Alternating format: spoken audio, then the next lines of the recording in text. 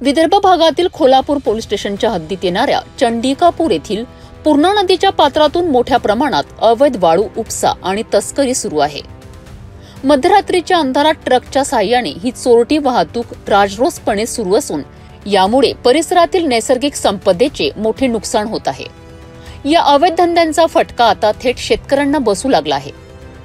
चंडिकापूरमधील अल्पभूधारक शेतकरी शुभम अजबराव वाट यांच्या शेताचा बांध वाळू तस्करांनी अक्षरशः उद्ध्वस्त केला आहे। आपल्या शेतीचे नुकसान झाल्याने हताश झालेल्या या शेतकऱ्याने थेट पोलीस स्टेशन, दर्यापूर तहसीलदार आणि उपविभागीय अधिकाऱ्यांकडे लेखी तक्रार दाखल केली आहे। मात्र आश्चर्य म्हणजे इतकी तक्रारी करूनही प्रशासनाकडून कोणतीही ठोस कारवाई झालेली दिसत नाही, असा आरोप खुद्द शेतकऱ्यांनी केला आहे। शुभम अजबराव वाट, राहणार चंडिकापूर। माझा सर्वे नंबर आहे 28 आणि मी चंडिकापूरचा इथला राहणार आहे। माझ्या शेतातून खूप प्रकारे रेती चोरीला जात आहे। त्याने माझ्या कराळा खसवल्या, गड्डे पाडले नदी। त्याच्या बाबतीत मी तक्रार केली खोलापूर पोलीस स्टेशनला, अजून दर्यापूर तहसीलदाराला, अजून RDOला।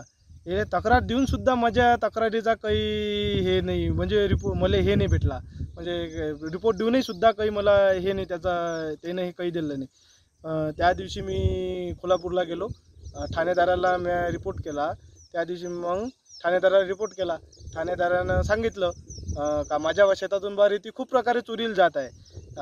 तर ठाणेदारांनी सांगितले का तुम्ही बा तुमचं नाव सांगा, कोण नेते बा चोरी करून तुमच्या वावरातून। आता मला काही नाव माहीत नाही, पण ट्रक न रेती चालली आपल्या वावरातून चोरीला। ठाणेदार म्हणे ठीक आहे, तर मग तुम्ही एक सांगा म्हणे, तुम्ही त्याला पकडून द्या म्हणे, आम्हाला बा सहकार्य करा। मी म्हटलं ठीक आहे, सहकार्य करतो मी। तर ते मी रातभर वावरात थांबलो। त्याने मला फोन नंबर सुद्धा दिला त्याचा, याच्यावर बा मला फोन लावजा। ते ठाणेदारांनी मला नंबर दिला, याच्यावर फोन लावा म्हणे। ठाणेदाराले मी मग 5 वाजता ते आले रेती चोराले। रातभर मी वावरात थांबलो, 5 वाजता आले ते। मग मी फोन लावला ठाणेदाराला का तुम्ही या बा, ते रेती चोरून नेत आहे माझ्या वावरातून। तर ते म्हणे मी येतो म्हणे, ठाणेदार म्हणे मी येतो। ते काही आलेच नाही। जर मी वावरात थांबल्यावर जर माझ्या जीवाचं समजा काही झालं असतं, काही नाही, तर मग न्याय काय बा, साधारण माणसाले न्याय काय? वावरातूनही ते रेती नेतात, पिकातून सुद्धा रेती नेतात, सगळे गड्डे पाडले, हे सगळी लांग खसवली इकडली। रिपोर्ट देऊनही काही फायदा नाही झाला, साधारण माणसाला काही न्याय नाही भेटला। पालकमंत्र्याकडे एकच मागणी आहे बा त्या सरले का आमचं बा समजा हे जे रेती चोरीला जात आहे तेवढी आमची रेती थांबवा बा, रेती चोरीला जाऊ नाही बा, एवढं मागणं आहे। तर आम्ही साधारण माणसाले मग न्याय कसा भेटीन बा? हे समजा आमच्या वावरातून नेतात, पिकातून नेतात, हे नेतात, रातभर जाकून सुद्धा ठाणेदार काही करून नाही राहिले, तहसीलदार काही करून नाही राहिले, RDO काही करून नाही राहिले रिपोर्ट देऊन। मग आम्ही जगाव कसं? आमच्या जीवाचं कसं बा? माझ्यापाशी एवढंच शेत आहे, याच्यातलंच मी पीक काढून ते खातो बा, एवढे पिकातलं। मग आम्हाला साधारण माणसाला न्याय काय बस? एवढंच फक्त त्यानं मला न्याय द्यावं बाबत झालं, त्यानं आपल्याला न्याय द्यावं।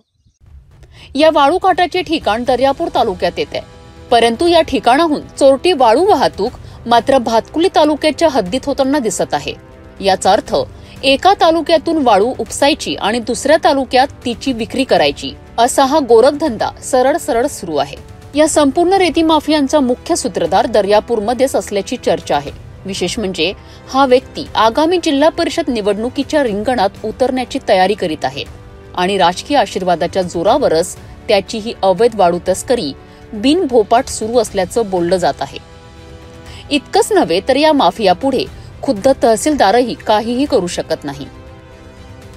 पूर्णा नदी पात्रामध्ये आपण थेट उभा आहे। या पूर्णा नदी पात्रामध्ये माझ्या पाठीमागे बघू शकता चंडिकापूर येथील हे पूर्णा नदी आहे। पूर्णा नदी पात्रामध्ये मोठ्या प्रमाणात शेतकऱ्यांचा हा संपूर्ण बांध खोदून वाळू माफियांनी मोठ्या प्रमाणात वाळूची चोरटी वाहतूक सुरू केलेली आहे आणि संबंधित वाळू माफियांचे आणि पोलीस प्रशासनाची साठेलोटे असल्याचे या ठिकाणी शेतकऱ्यांनी थेट आरोप केलेला आहे। महसूल प्रशासन असो या पोलीस प्रशासन असो यांच्याकडे शेतकऱ्यांनी वारंवार तक्रार देऊन सुद्धा या तक्रारीची प्रशासनाकडून कुठल्याच प्रकारची दखल घेतल्या जात नाही आणि संबंधित शेतकऱ्यांना न्याय केव्हा मिळणार असा शेतकऱ्यांनी उपस्थित केलेला आहे प्रश्न आणि संबंधित अधिकाऱ्यांवर कारवाई करण्याचे आदेश पालकमंत्री चंद्रशेखर बावनकुळे यांनी सुद्धा यापूर्वीला दिलेले होते। वाळू माफियांसोबत अधिकाऱ्यांचे मिलीभगत असल्याचा या ठिकाणी प्रकार उघडकीस आला तर थेट त्यांच्यावर कारवाई करणार असल्याचा आशय थेट त्यांनी आदेश दिले होते। या आदेशाचे कुठेही जिल्ह्यामध्ये पालन होत नसल्याचं चित्र या ठिकाणी दिसून येत आहे। आपण या पूर्णा नदी पात्रामध्ये उभे आहे।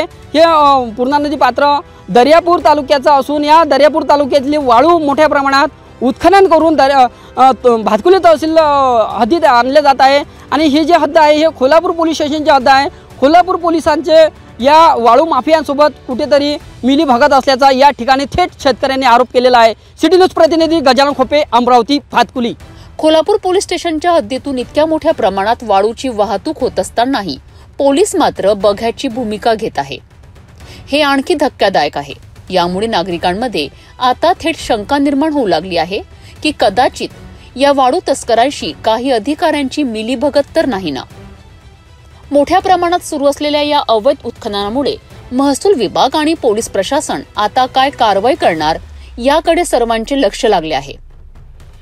दर्यापूरचे उपविभागीय अधिकारी आणि तहसीलदार तसेच मंडळ अधिकारी यावर कठोर पावलं उचलतील का, असा सवाल आता चंडिकापूर आणि परिसरातील नागरिक उपस्थित करीत आहे।